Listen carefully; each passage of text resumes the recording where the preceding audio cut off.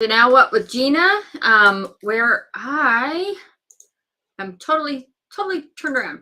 Um, where I answer questions, offer tips, and say stupid shit that I'm sure I'm later going to regret about recovery and sobriety. If you have a question, please feel free to ask. I would love to answer your questions. I just jumped right in today. Didn't give any seconds. Didn't give any seconds. So anyways, we are here, and I think the reason I jumped right in is I'm talking about gratitude today, which is a really important topic. But I've talked about it a couple more times, so I'm not excited about it. I think that's what's going on today, so I kind of just jumped right in. But it is important, and I think gratitude saved my sobriety on more than one occasion, and we're going to talk about that and how that happened.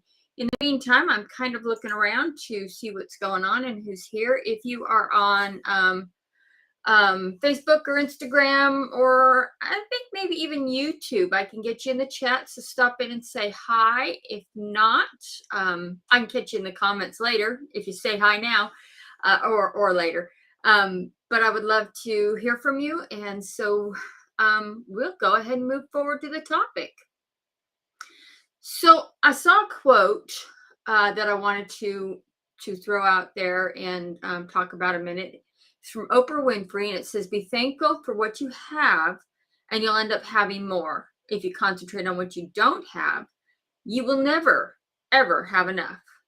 And this hits so true to home with us in recovery, not so much in recovery, but when we are drinking, we say one is not enough, 100 is too much. I remember when I was drinking, I had this, it was never enough. I mean, like, I would buy plenty for the night, but then feel like I needed to buy more just in case I happened to run out for that, for that amount at night. And I didn't drink and drive. I can't say that I never, ever had, but for the most part, I didn't drink and drive. And so I made sure, and there was never enough. I was always worried that I would need more. So if you're focusing on what you have, you'll end up having enough. If you're focusing on what you don't have, you'll never have enough. And this is what I did when I was drinking, and I'm sure many of you have done the same thing. So here's the story about gratitude. When I got sober, 10 days into sobriety, I went to a meeting on the beach, an AA meeting on the beach in Pensacola. I actually spent the weekend camping on the beach, and I was focusing on all kinds of meditation, attending meetings. I'd never meditated before, but I was going to continue to do more meditation through the weekend, journaling, picture taking. And this one meeting I went to, I was 10 days sober. It was on the beach, and someone said something in the meeting that totally has stuck with me this entire time. He said that my recovery and my addiction is a gift, but because I have that experience, because I know what it's like to struggle with addiction, because I hello Orlando, hi, thank you, I saw you up here and wanted to say hi.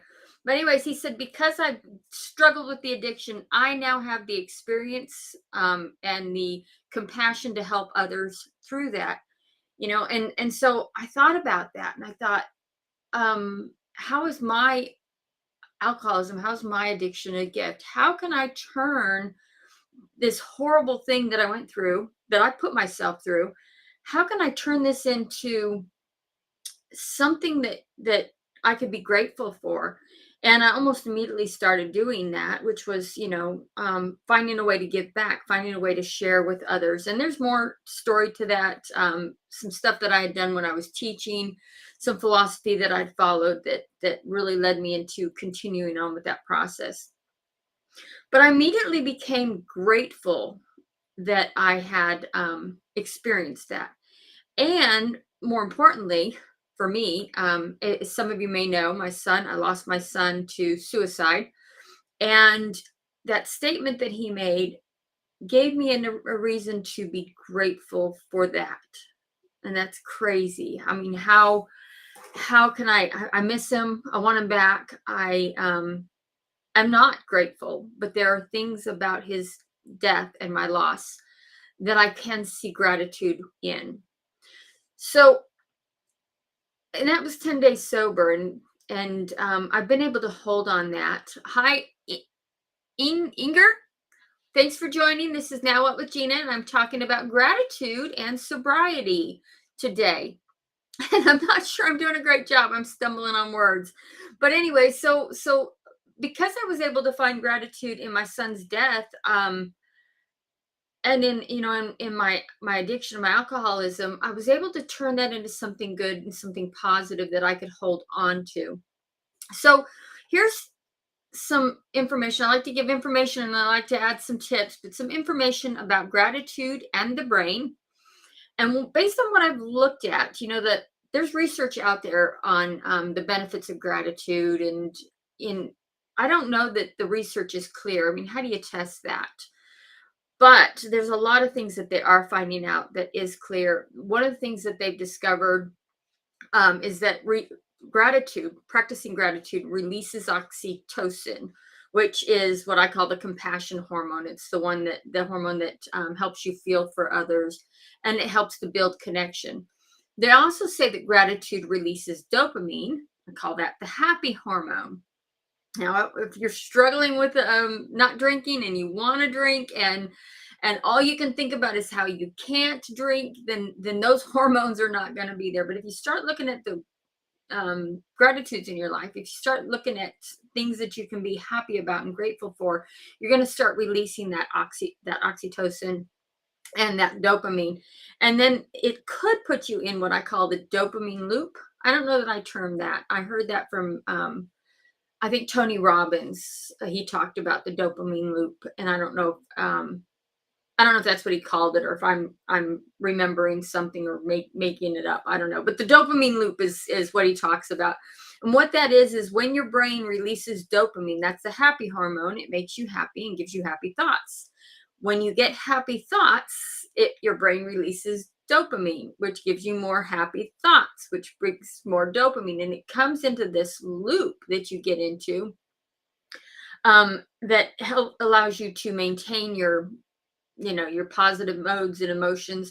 And the same thing with gratitude. And I did notice when I started practicing gratitude that it came easier. The more I practiced, the easier it became to continue practicing, and to keep doing that. So when you start to practice gratitude, it does have some physical effects on the brain, and it helps to maintain, this idea of the brain stuff helps to maintain your sobriety. But it does have some other benefits, including some health benefits, overall health. Um, First of all, again, if you see nothing to be grateful for, if you're living a life that you're doomed to live, of course there's going to be some stress, but there's also going to be a lack of desire to care for your body, to eat the right foods, to not drink. I mean, I think of having the fuck it attitude. I'm just going to say it. I had the fuck it attitude. I'm not getting anywhere in life. I'm not getting anywhere with work. I'm just going to go ahead with the fuck it attitude, and I'm going to have some alcohol. So overall, there's some mental health that's going on. There's a desire to take care of yourself, so it does affect your physical health in that way. And then, of course, the mental health. We talked about the dopamine and the dopamine loop, but also gratitude brings optimism, which gives hope, which also leads to positive outcomes. If you have hope that you're going to succeed, then you will try. If you have hope that you can get a degree in school, then you're more willing to go. And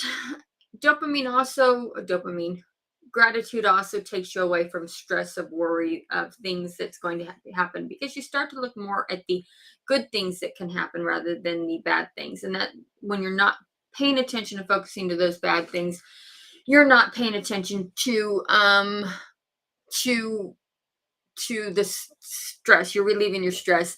Hi, I think that's Hall Chetley. I want to say hi. Thank you for joining me.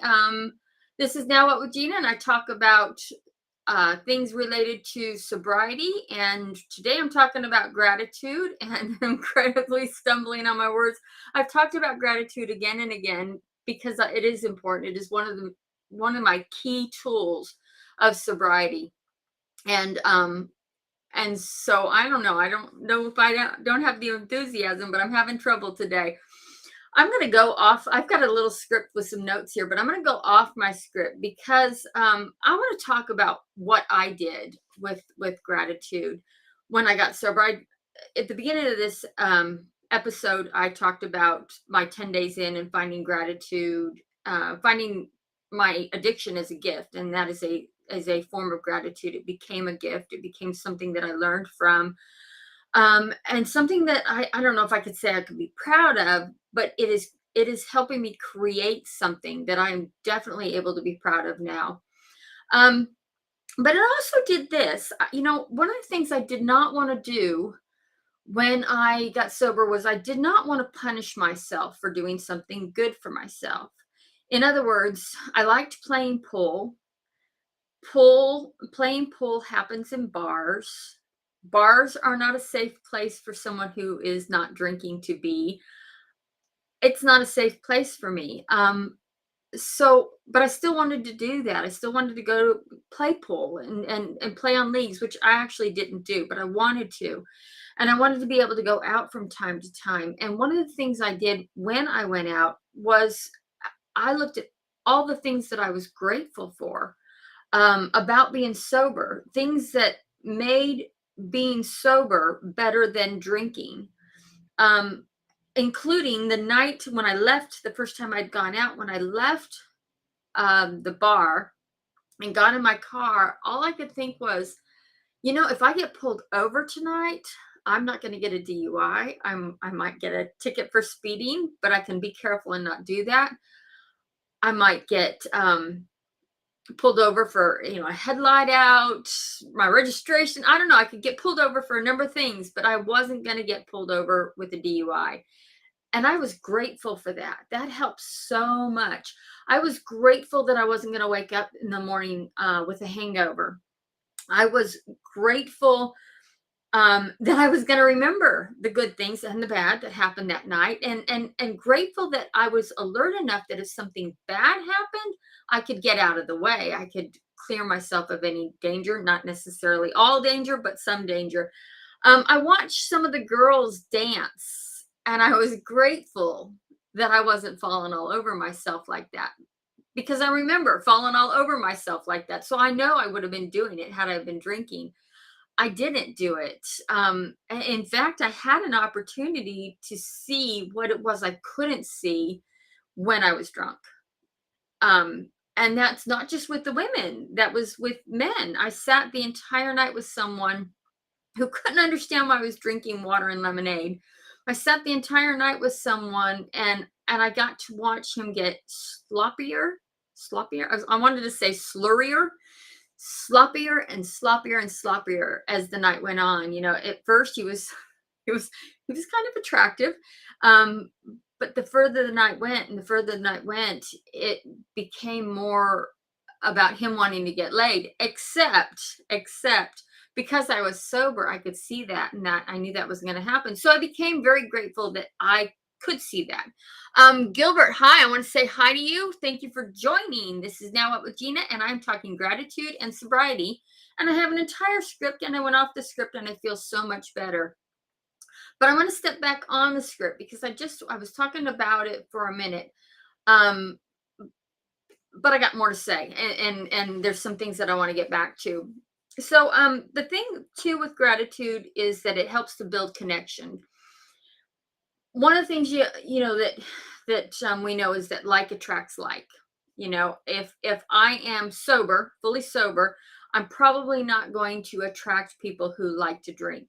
And when I was drinking and I'd go out on a date and I found out that they didn't drink, I didn't want to go out on a date with them. Now that I'm sober, guess what? I'm actually seeing someone, so I'm not dating at the moment. But when I did go out sober, when I found out they drank, I wasn't interested. Like attracts like.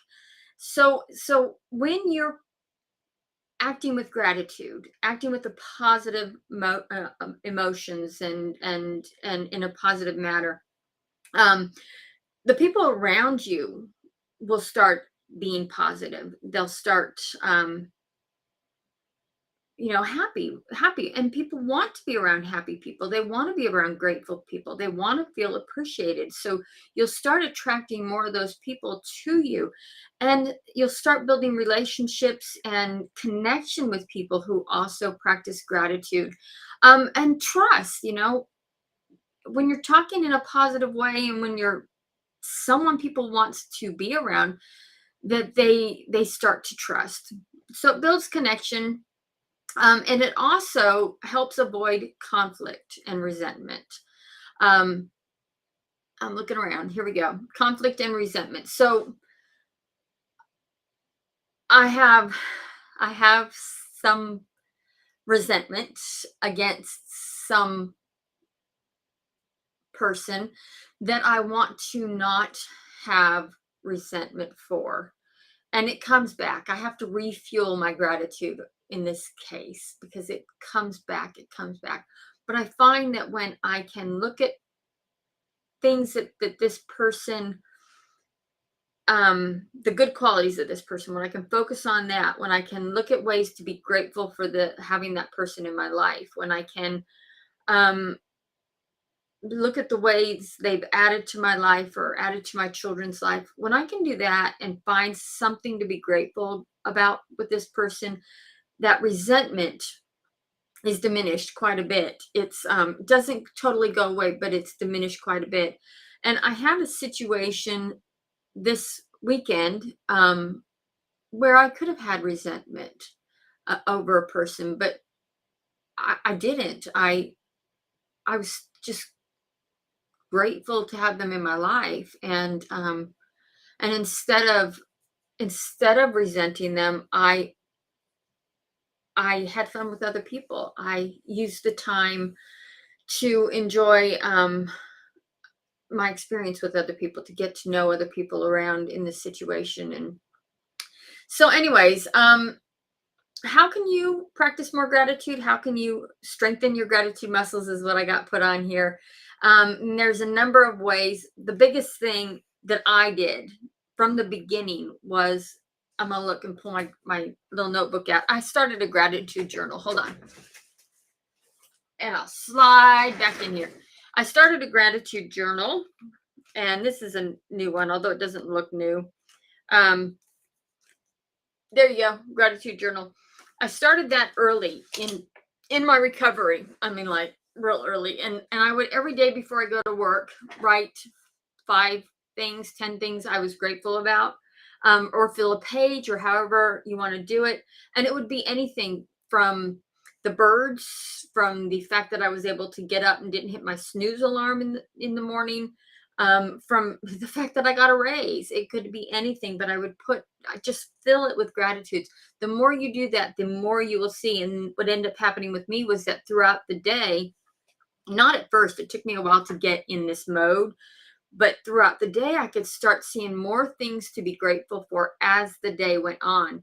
And I noticed that over the weeks, that became stronger and stronger. And it was less troublesome for me to come up with things to be grateful for. Um, Another way you can practice gratitude in sobriety specifically, and I've said this before, is instead of seeing things as a failure, see them as an opportunity to improve. So you relapse, and you've got 2 choices. You can really look at this as a failure.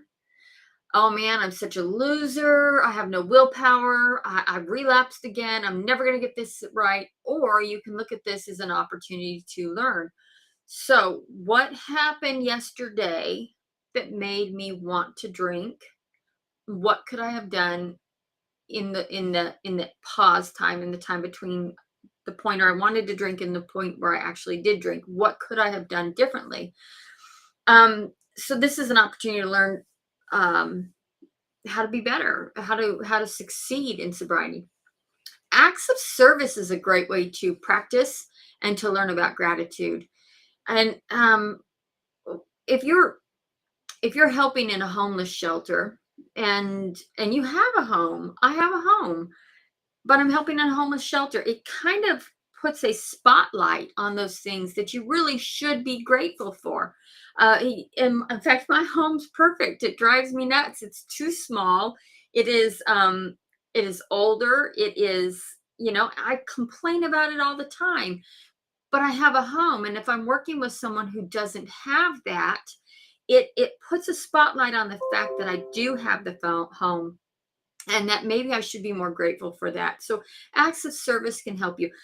Also in recovery, if you're sponsored people, or if you help other people who are not as far along as you, when I talk to someone who's just starting and they say, oh, I'm having trouble with this and it's so hard, and I just kind of look at them and go, yeah, I remember those times, and I'm grateful that I am where I am today, even though I might be having problems. I might be struggling with, with my daughter or with my mom, or or I've gained a few pounds with my weight. I can still be grateful that I am today. Today I'm not where I was yesterday. So, and then there was a few questions I had on here. I got a whole bunch of other stuff, but I knew it was too much when I put it all on here. There's a few questions I have on here that directly relate to sobriety, and maybe they're questions that you can ask yourself when you're struggling with, keeping positive attitude. One is, now that you're sober, what do you get? What do you get now that you're sober that you didn't have when you were drinking?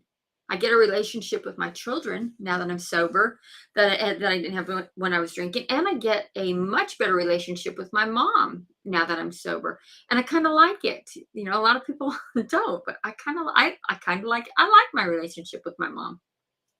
I get people that trust me, and I didn't have that when I was drinking. And I'm grateful for those things, for my relationships and the people that trust me. You can be grateful for people who have helped you through your recovery. My mom was a big part of my recovery. She supported me financially, but also emotionally, even though she didn't know what she was doing. I can be grateful for that. Um, I've said this before, grateful for my son. I lost him right before getting sober. And it was the catalyst that started the whole, step into direction of recovery, was his death and losing him. And I can have gratitude in his death for that reason, and still miss him at the same time, and still be sick that he's not with me. But I can have that gratitude. I can find something to look good for. He saved me. He saved me. Um, what gifts did alcohol bring you? That's a crazy one. What gifts did alcohol bring me? A lot of people say, I've even said it. There is nothing good alcohol has brought me, but I can be grateful that while I was drinking, it eased my pain. It helped me deal with emotions, not very well, by the way, but helped me deal with emotions. It helped me deal with stress. I can be grateful for that. And I can be grateful that now that I'm in sobriety, I have found better ways to do that. Again, I don't know. I guess it kind of put that spotlight on something I can be grateful for now that I'm paying attention to it. If I wasn't paying attention to it, I probably wouldn't notice. In fact, if I wasn't paying attention to it, I would have probably relapsed, because I would have been focusing more on not being able to drink, than on the gifts I get because I'm sober. What surprising thing about recovery can you be grateful for?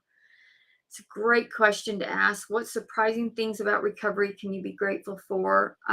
Again, I said I can be grateful.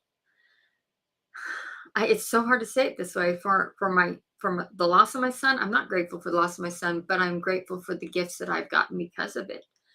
Um,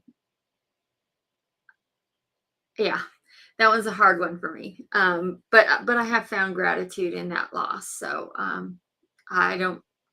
It's just saved me. Um, what have you learned since being sober that you can be grateful for? I've learned that I'm not such a horrible person. Um, I've learned that that I have clarity. Here's something I'm grateful for in recovery.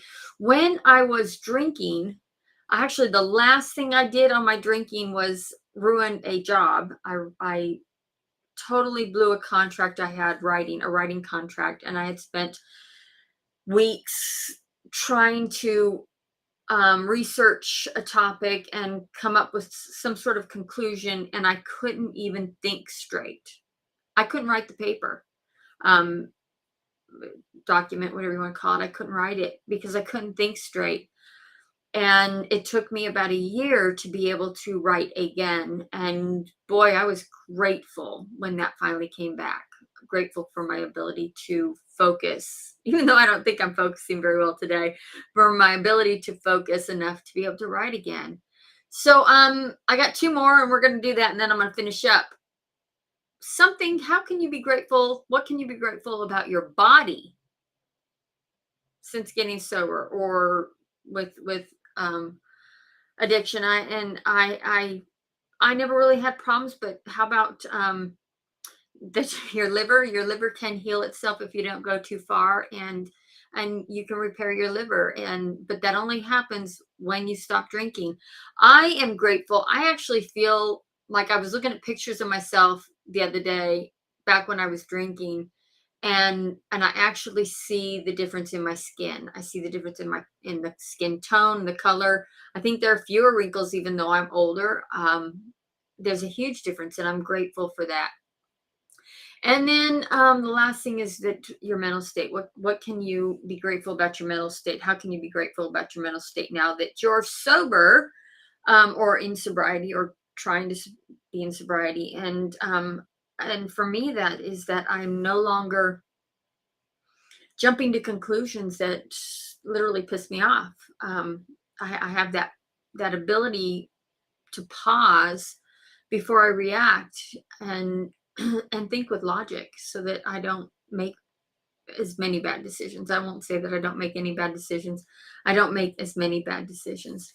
So, anyways, if you're having trouble finding gratitude, any of those questions, but honestly, it can be as simple as the very little things.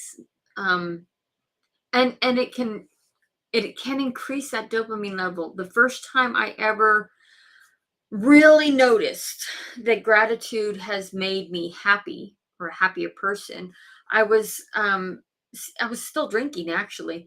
Um Actually probably at my heaviest of my drinking it because it was, right around the time my son passed. So I was sitting on the back porch and I was writing my journal and I was hungover and I was feeling miserable and I actually just wanted to cry and I couldn't even figure out why. I had no idea what was bothering me. Um, and I looked over across the pool and we had a banana tree in the backyard and fluttering around the banana tree was a butterfly. And I don't know why, but I just started focusing in on how pretty it was and how delicate it was and how thankful I was that it showed up right then and right there. And by the way, this was before my butterfly story. So if you've heard my butterfly story, you know that butterflies have its own meaning for me. But this was before that and before it had its meaning. But I remember sitting on that back porch thinking how lucky I was to be able to enjoy that. And it's just a little thing. It's nothing special except for I was able to pay attention to it, enjoy it. Um, and it made me feel good. I just felt so lucky to have that in my life. Anyways, that's about it. I have rambled enough for today. I'm sorry. I'm in one of those moods and one of those states, and I don't know. And I broke a rule. Vince said not to apologize anymore, so I apologized. I'm sorry. Oh no. See, I'm gonna have to practice that. You guys gotta watch out for me. In fact, if you hear me saying I'm sorry, maybe put a little, I don't know, hand up. Stop. Stop. No apologizing. All right. I will talk to you next week. I forgot to check out what the topic was this week. Actually, this I can tell you real quick. The topic for next week is, I think it's what healthy self esteem really looks like. I could be wrong. The next two topics are why avoid relationships in early sobriety, but I'm pretty sure next week's topic is what healthy self esteem looks like. And great topic because there is an unhealthy self esteem. And then, of course, the healthy. And a lot of us have trouble identifying that. Feel like we feel like we're not supposed to have self-esteem. I don't know. That's how I felt. That I was supposed to feel shamed and bad about myself. And then when I started getting some, I had people tell me, Jeannie, you're going to fall off that pink cloud, because they didn't like my self-esteem. They didn't like what was happening and my confidence that was happening. So anyways, that's what we're going to talk about next week is what uh, healthy self-esteem looks like. I told you I was twisting my words today and everything was coming out wrong. All right, that's it for Now What with Jeanna. I will see you next week, and you have a wonderful week. Let me know if you need anything. Oh, and head on over to the YouTube channel. As I've said before last week, I'm going to say it again. We are trying to get to 100 subscribers on the YouTube channel so that we can change our URL to something that makes some sense instead of a bunch of numbers and letters that I couldn't tell you what they are right at the moment if I tried. So anyways, yeah, head on over to YouTube if you would and hit that subscribe button. You'll get notified of all my lives, even the good ones. And actually that's where I carry the library of everything I've done is pretty much over there on YouTube. So if you want to watch some past lives, you can, and watch them over there. All right, thanks, and we will see you next week. Bye.